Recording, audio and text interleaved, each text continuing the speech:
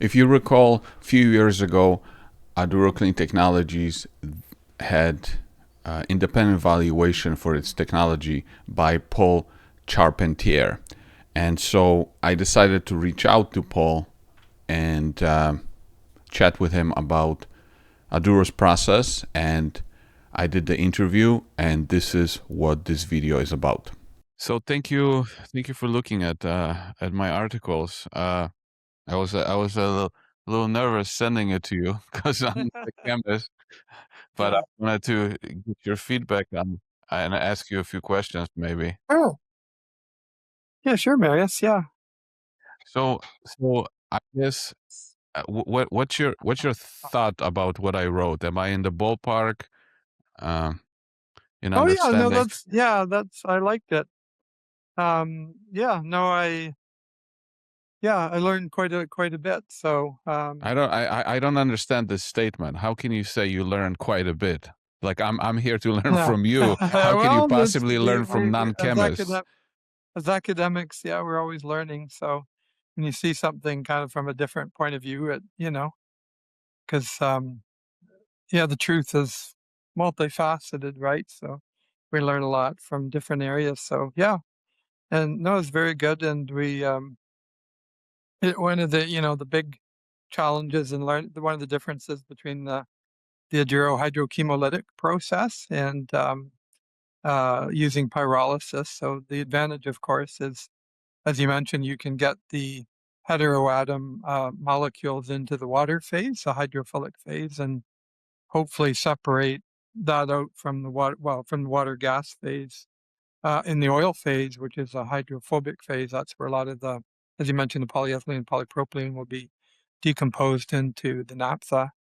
So, yeah, it's an interesting process and certainly a lot of advantages and yeah, a lot of challenges too I know, it was interesting about the challenges in Europe that Exxon had with um, the mass balance problem of because their process, what they were using, basically pyrolysis. And the problem is, as the governments are pushing for circularity for the chemicals, um, they really, you don't want them really to be used for fuel, right? So you really want them for the chemicals. And um, in their process, what they do, it's the accounting, it's for the atoms a lot because it goes to both fuels and chemicals. So um, I know there was some issues with that in Europe and that. So some big, I think, good driving forces for the Duro technology um, on how to work. The thing that I wanted to kind of ask you, because you independently verified Aduro's technology, and when Yeah. I see people learn about this process, especially people that have chemical experience, they just brush it off. They're like, no, it's impossible, it's gonna fail. And I was just wondering, like, why are they so skeptical to it? Because I think you probably were just as skeptical too before you looked into it. Maybe not, but I was wondering if you could comment on that. Yeah, I'm not sure on that. I mean, I've been doing research with supercritical fluids for a long time, since '97. And when I went to North Carolina for 3 years for a postdoc and worked with supercritical fluids um, so, and started here as a faculty member in 2000. So, working on them yeah, the chemistry, I don't know. I mean, most people, there are challenges, right? Because this is there's a lawsuit with, isn't it California versus Exxon? And I think Exxon knew about these things a long time ago, which, the driving forces are different, right? Like I look back and I was just thinking a minute ago when my master's, supervisor who passed away quite a long time ago, but, at the time we was talking, about, always the interest really for polymer chemists and engineers for the last 100 years or so has been to make the plastics, right? It hasn't really been so much on degradation, and a lot of people looked at the concept of incineration, and and Ontario was never really liked incineration. So I guess the question's not been can you recycle it, or it's what's the best way to do it, and nowadays there are more techniques, technical economic analysis and life cycle analysis, and we can really get into the nuts and bolts. But those depend a lot on the fuel sources and types. But I think it makes sense to me, the concept of using water as a medium versus, say, pyrolysis. Each has some advantages and disadvantages, but I think you put your finger on the main advantage is that these heteroatom species can go into the water and be separated out, because it will, for the steam crackers and that, or an FCC unit, it would be very, very disadvantageous, right? When you have, as you mentioned, about the oxygen, the nitrogen, and fouling, and all these things. So, yeah, it's a big problem, and we have a new PhD student who's started on steam cracking, and he's looking at some of the steam cracking has, been around for a process for a long, long time. And but I think it's so these units, the crackers and fluid coking units, have been run for, so they run standard. So exactly like these are big challenges, these heteroatoms. So if they can be removed, well, in the Aduro process they are, so that can really help the throughput. And these are good things. So I don't, know what, I'm not sure what people, think. I mean, in academia, I think that most people think about the catalyst, and the solvent is, using water as your medium. It's a green solvent, right? So I don't know why anybody would not take it seriously. But But yeah, you mentioned that you did work with supercritical water, and the way I understand water under normal temperatures, yes, water and oil don't mix. But when water is close to supercritical or supercritical, then it behaves completely different, and oil yes, and water can mix. Am I understanding it correctly? yes. It's so when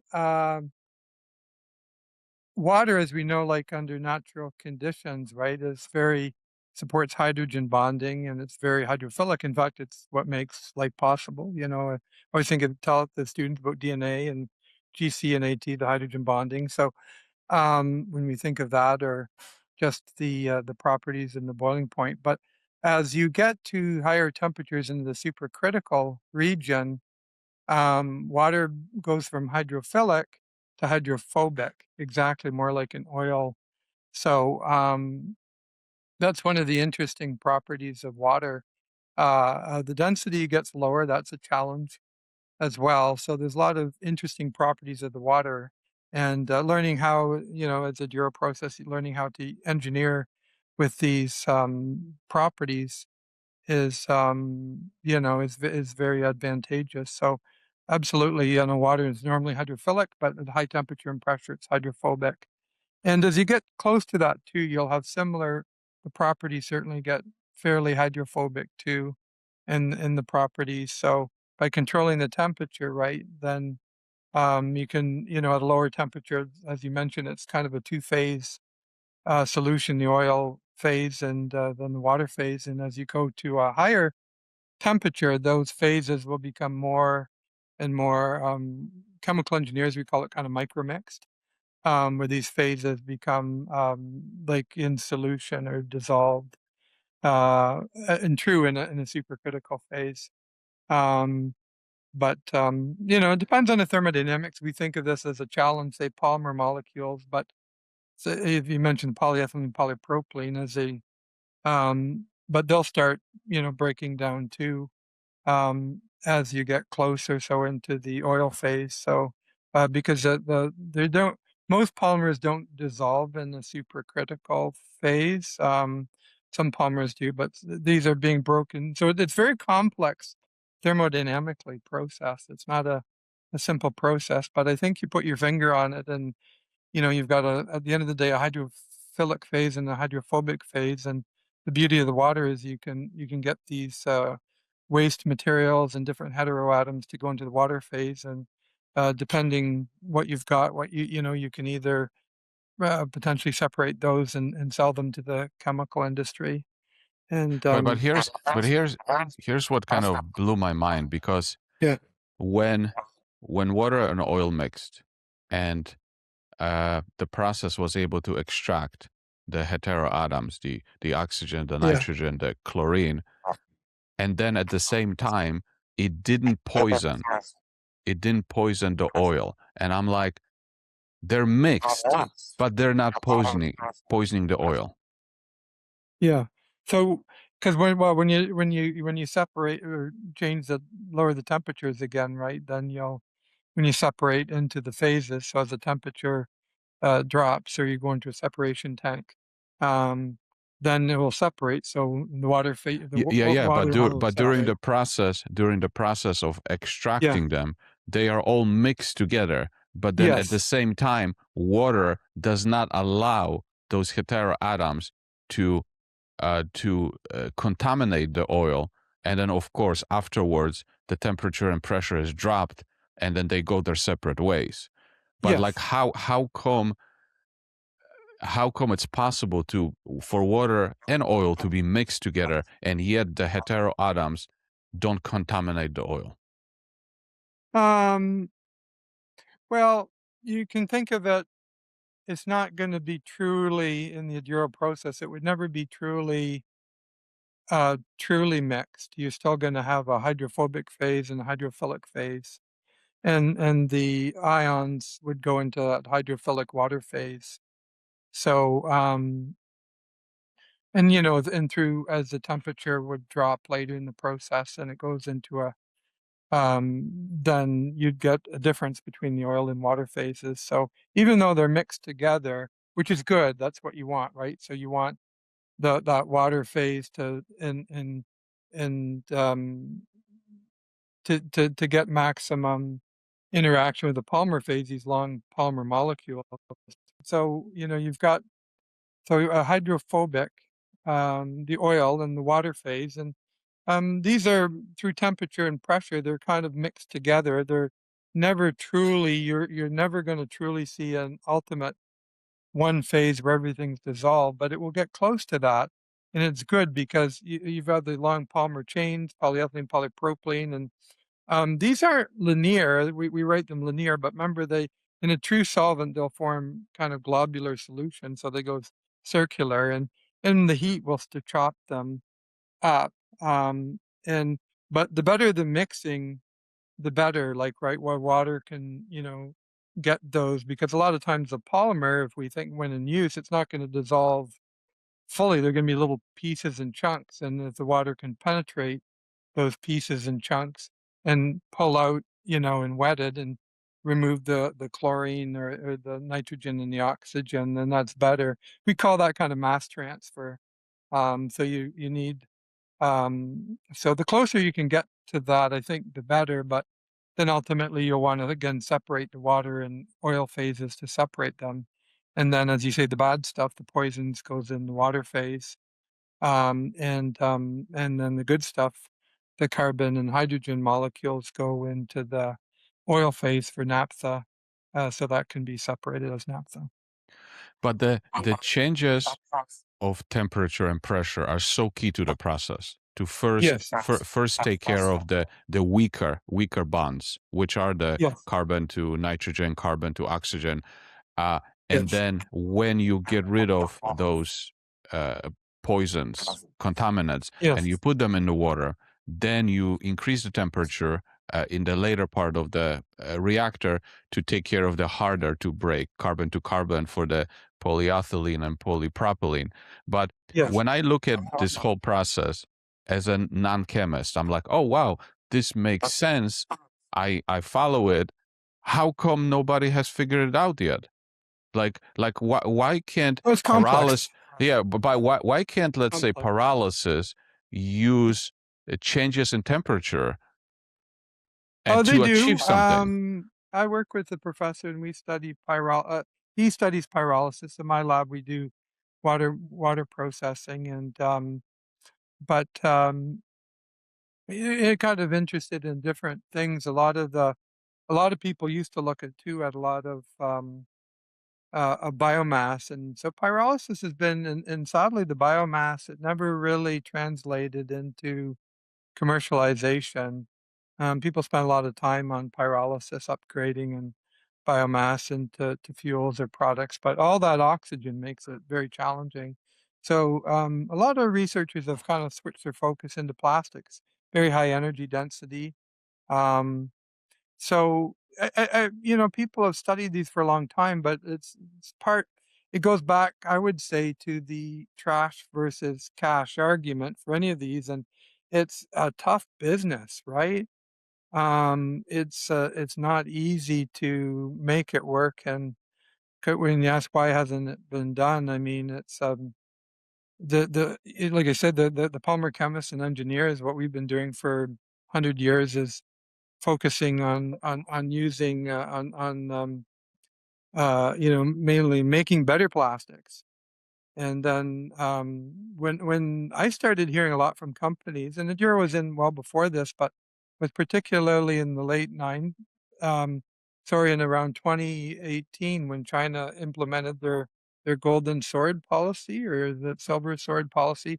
In other words, all these big container boats that bring us goods and products are we were shipping back plastics to China in 2018. China said no.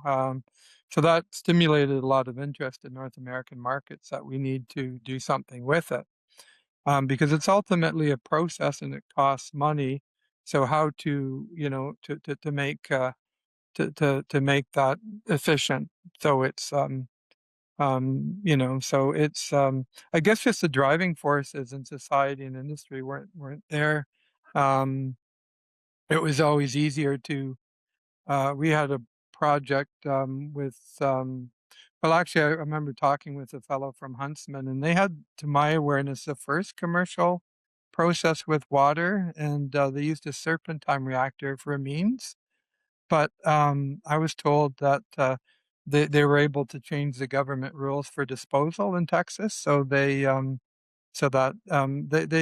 it for a while, and then they were able just to dispose of the laws. So instead of the cost of the processing, and I guess probably there wasn't maybe a lot of material or a lot of economic, it was just more of an add-on cost. So for them, they were able to landfill and dispose some of the materials.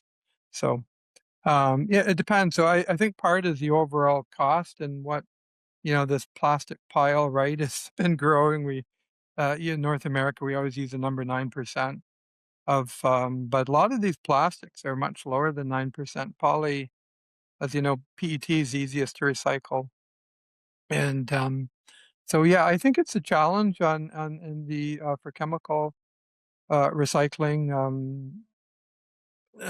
So just how to compete with large volume oil and gas and for plastic. So the economics have never. They're starting to work now with an increased price, and it's yeah. So it's Well, but it's a challenge. It's a challenging system to those yeah. of us that work in it, and so there's no simple solution that because Aduro has to do a lot of engineering, a lot of expertise, a lot of patents they've developed on that expertise. So yeah, and Well, like I said, yeah. but let me ask you this. I mean, obviously, Aduro didn't develop the idea that uh, bonds between the atoms can be separated. That's obviously known, and that Yes. different bonds have different energy to break them. Yes. So even if there is technology that can change the temperature and pressure and break the heteroatoms connections and then later break the harder ones, it still Yes. wouldn't work if you don't keep the carbon. And I guess a significant, maybe the most important part in this process is that Aduro figured out how to cap the radicals, how to give broken carbons a fourth connection.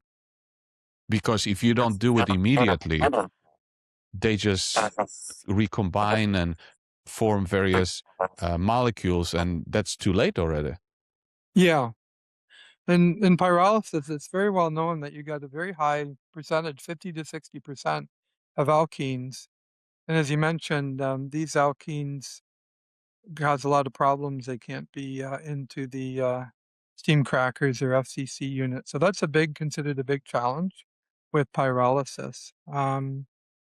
So yeah, that's in the ability of carbon disadvantage if you can by minimizing that and using, as you mentioned, the hydrogen donor molecules that can do that. That's a big advantage. So where you don't need that inexpensive hydrogen.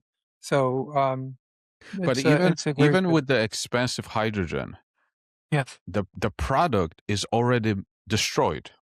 Like Yes. like I don't think it can ever be fixed to a level where it can go into a steam cracker without diluting, because it's Yes. already been destroyed. So that's why in my articles I called it a poison, that Yes. it's a matter of how much poison can we tolerate not to break our steam crackers Yes. with the other technologies. Yeah. Yeah. And yeah, and there's other, we're just kind of comparing it with pyrolysis, which I think there's many advantages. And it's true. I mean, pyrolysis as a process is yeah. People, I mean, you could um, potentially do other, chemistries, reduce it with hydrogen, but, two plants is more expensive than one, obviously. So the more you can do in a single plant in the process. So Aduro is well set up to be very economically competitive, I think. And it's a very, very good competitive process. But so there's big advantages over pyrolysis, absolutely. Uh, are there any other things that you think that you could share with me that you think would help me or people to understand the process better? Um, no, I think as you mentioned, it's Aduro, and we recently published two papers in very good journals on using water and the Aduro process for fatty acids. So one of what we're working, Renewable oils, right? yes, renewable oils, yes. For example, corn distiller's oil. And there's about one of my students just recently got a job in this industry working for Suncor. And there's about 100 plants in North America that, as we know, 40-50% of our corn is converted into fuels, right? About 40-35. About looking at the corn distiller's oil. So all this corn distiller's oil that is used in several, sometimes they feed it to animals. And so it does have a value for animal feed. But many of these disposable oils and other oils related to biodiesel. So we compared those oils in a water-based process, and it's very similar again to plastic. So it's a long fatty acid chains at the end. So you chop off that carboxylic tail, and then you have a long hydrocarbon chain. And we're able to make the BTX, the students in the catalyst. So get very high. We're getting about close to 70% aromatic formation from the fatty acids. So these are very valuable aromatics, as you mentioned, in part of the naphtha components and that benzene ring that it contains. So these are very valuable chemicals that can be used for producing many platform chemicals. And yeah, so a Duro process, I think, can be really integrated into a lot of industrial, um, chemical processes for the main interest, in particularly on the government side, is trying to keep things from fuels, but a lot of value in these in platform chemicals for all our daily needs in cosmetics and pharmaceuticals and products that we use every day. So it's very important in these fatty acids. And the other thing is they work with bitumen, which is a big resource, and how to convert it into platform chemicals.